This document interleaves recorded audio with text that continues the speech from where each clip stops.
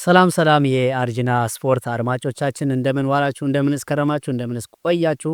በዛሬው በዕለተ ረቡዕ የተደረጉ የተከናወኑ ትኩስና ፈጣን የዝውውር ዜናዎችን የማቀርብላችሁ ሰዓት ላይ ደርሰናል። የዕለቱን ፕሮግራም የማቀርብላችሁ እኔ ተመስገን አስናቀ ነኝ። ቻናሉን ሰብስክራይብ በማድረግ ትኩስና ፈጣን ስፖርታዊ መረጃዎችን ከኛ እንድታገኙ ከወዲሁ እጋብዛችኋለሁ። በዛሬው ዕለት ልዩ ልዩ ዜናዎች ይኖሩናል። ተከታተሉን እንዳትሄዱ። በዛሬው ዕለት አርሰናል ስፔናዊን ኢንተርናሽናል ተጫዋች የቼልሲን ግብ ጠባቂ የውል ማፍረሻ 5 ሚሊዮን ፓውንድ በመክፈል አሪዛባላጋን ወደ ክለቡ ለማዘዋወር ከስምምነት ደርሷል። እንደሚታወቀው አርሰናል በዚህ ክረምት የዴቪድ ራያ ምትክን በማፈላለግ ላይ የሚገኘው አርሰናል አሪዛባላጋን ከቼልሲ የውል ማፍረሻውን በመክፈል 5 ሚሊዮን ፓውንድ በመክፈል ከክለቡ ለተጨማሪ ዓመታትን የሚያቆየውን ኮንትራት ለማፈራረም ከስምምነት ደርሷል። ሌላኛው የቀድሞው የሊቨርፑል፣ ሳውዛምፕተን፣ ብራይተን ሆቨር አልቢዮን እንዲሁም የእንግሊዝ ኢንተርናሽናል ተጫዋች አዳም ላላና ራሱን ከእግር ኳስ ዓለም ማግለሉን ዛሬ ኦፊሻሊ አድርጓል። እግር ኳስ ወዳድ አፍቃሪያና እግር ኳስ ተመልካቾችን ዛሬ በኦፊሻሊ ተለያይቷል ይለናል። አርሰናል የብሬንትፎርዱን 31 ዓመት የመሃል ሜዳ ተጫዋች ኖርጋርድን በ11 ሚሊዮን ዩሮ እንዲሁም ተጨማሪ ወደ 5 ሚሊዮን ዩሮ የሚወርድ ክፍያ በመክፈል ለማዘዋወር እንቅስቃሴ ጀምረዋል። እንግዲህ እንደሚታወቀው ብሬንትፎርድ የውል ማፍረሻ ወደ 11 ሚሊዮን የሚል ክፍያ እየጠየቀ ይገኛል። ከዚህም አኳያ ብሬንትፎርድ እና አርሰናል የኖርጋርድን ዝውውር ለመጨረስ ተቃርበዋል ይለናል የተለያዩ የዜና አውታሮቻችን።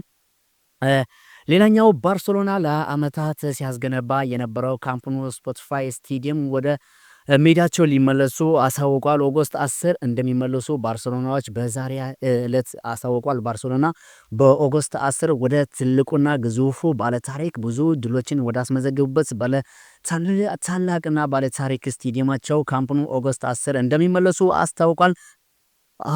አልናስር አሰልጣኙን ስቴፋኖ ፒዮሊ ጋር መለያየታቸውን በዛሬው ዕለት አስታውቋል። አሰልጣኝ ከአልናስር ጋር ስቴፋኖ ፒዮሊ ከስምምነት መለያየታቸውን በአልናስር በኩል ዛሬ መለያየታቸውን አሳውቋል። አትሌቲኮ ማድሪድ ጆን ካርደስን በ30 ሚሊዮን ዩሮ በ5 ዓመት የሚቆይ ውል ከሪያል ቤት ለማስፈረም ከስምምነት ደርሷል። የወረቀት ስራዎች በዛሬው ዕለት ተለዋውጠው ያልቃል ያሉ የተለያዩ የዜና አውታሮቻችን በተለያዩ ጸረ አበረታች መድኃኒት ጉዳይ ለረዥም ዓመታት ከእግር ኳስ ዓለም ርቆ የነበረው ፈረንሳዊ ኢንተርናሽናል ተጫዋች ፖል ፖግባ ወደ ሞናኮ ለመዘዋወር ከስምምነት ደርሷል።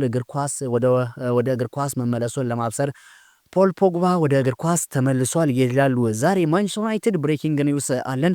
ማንቸስተር ዩናይትድ የብሬንትፎርድን የግራ መስመር አጥቂ ብራያን ቦሞን ለመጨረስ ከስምምነት ደርሰዋል፣ ተቃርበዋል። የዝውውር ዋጋው ከ60 ሚሊዮን ዩሮ በላይ የሚያወጣ ክፍያዎችን ማንቸስተር ዩናይትድ ለካሜሩናዊ ኢንተርናሽናል ተጫዋች ብራያን ቦሞ ያቀረበለት ሲሆን በሁለቱ ክለብም ከስምምነት ለመድረስ ተቃርበዋል። የፈረንሳዩ ክለብ ሌላኛው አሳዛኝ ዜና አለን።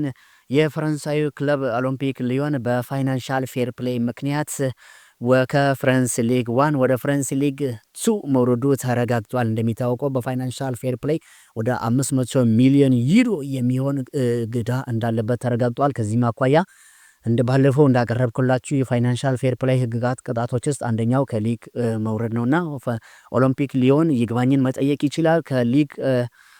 ከፍረንስ ሊግ 1 ወደ ፍረንስ ሊግ 2 እንዲወርድ ዛሬ ተወስኖበታል። የላማሲያን ፍሬ ውጤት የሆነው እንዲሁም ስፔናዊ ኢንተርናሽናል ተጫዋች አንሱ ፋቲ በግዢ አማራጭ በውሰት ውል የፈረንሳዊን ክለብ ሞናኮን ተቀላቅሏል። እንደሚታወቀው ሞናኮ በዚህ ዓመት ጥሩ የዝውውር እንቅስቃሴዎችን እያስመለከተ ይገኛል። በቀጣይ ዓመት የአውሮፓ ቻምፒዮንስ ሊግ ተሳታፊ ቦታን ማግኘታቸው ይታወቃል። ከፈረንሳይ ተሳታፊ ቦታን ካገኙ ክለቦች ውስጥ አንደኛው ሞናኮ ነው። ሞናኮ ምናልባት በዚህ የአውሮፓ ቻምፒዮንስ ሊግ ጥሩ ግስጋሴ ለማስመለክ ታላላቅ ተጫዋቾችን እያዘዋወሩ ይገኛል። ዛሬ ስፔናዊን የላማሲያን ፍሬ ውጤት የሆነው ኢንተርናሽናል ተጫዋች አንሱ ፋቲን በክለባቸው ለማዘዋወር ከስምምነት ደርሰዋል። ሌላኛው ብራዚላዊ ኔይማር ዲሳንቶስ በሳንቶስ ቤት ለ6 ወራት የሚያቆየውን ውል ለመፈራረም ከስምምነት ደርሷል። ኔይማር እንደሚታወቀው ከሳውዲ አረቢያ ነው ወደ ብራዚል የተመለሰው። በሳንቶስ ቤት ጥሩ ግልጋሎትን እየሰጠ ይገኛል። ጉዳቶች ቢኖርበትም የብራዚል ሊግ እስከሚጠናቀቅ ድረስ በሳንቶስ ለመቆየት ለ6 ወራት ለመቆየት ከስምምነት ደርሷል። ሌላኛው የቱርኩ ክለብ ጋላታሳራይ የ31 ዓመቱን ቱርካዊ ኢንተርናሽናል ተጫዋች ቻላንጉሉ ለማዘዋወር 10 ሚሊዮን ዓመታዊ ክፍያ አቅርበውላታል። እንደሚታወቀው ቻላንጉሉ ኢንተር ሚላንን በዚህ ክረምት ለመልቀቅ እንደሚፈልግ ይታወቃል። የተለያዩ የአውሮፓ ክለቦች ይህንን ተጫዋች ለማስፈረም ፍላጎት ቢኖራቸውም ነገር ግን የዛው የቱርኩ ክለብ ጋላታሳራይ ይህንን ተጫዋች ውል ለማግኘት ዓመታዊ 10 ሚሊዮን ዩሮ ክፍያዎችን አቅርቦለታል። ምናልባት በሁለቱ ክለብ መካከል ስምምነት ለመድረስ ጥቂት ሂደቶችና ጥቂት መንገዶች ብቻ ነው የሚቀረው። ሌላኛው ቸልሲ የዶርትሙንድን ጌትስንን ለማስፈረም ተቃርቧል ይላል የዝውውር አውታሮች። እንደሚታወቀው ቸልሲ በኢንዞ ማሬስካ ውስጥ ጥሩ የዝውውር ሂደቶችን እያስመለከተ የሚገኘው ቸልሲ ይህንን ተጫዋች ለማስፈረም ጥሩ እንቅስቃሴ ላይ ይገኛል። ተጫዋቹንም ወደ ክለቡ ለማዘዋወር ተቃርቦናል ይላል የዜና አውታራችን።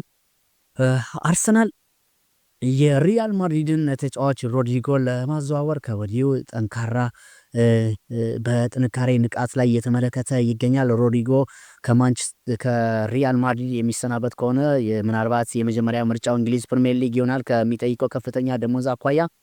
አርሰናል በዚህ ጋር ከስምምነት ለመድረስ የሚቃረብ ይሆናል ይልናል። ክቡራንና ክቡራን አድማጮቻችን የዛሬውን ዕለታዊ ስፖርት ዜና ያቀረብኩላችሁ እኔ ተመስገን አስናቀ ነኝ። ስፖርታዊ ቻናልን ሰብስክራይብ በማድረግ ትኩስና ፈጣን ስፖርታዊ መረጃዎችን ከኛ ዘንድ ታገኙ እንጋብዛችኋለን። በያላችሁ በሰላማችሁ ብዝት ይበልልን።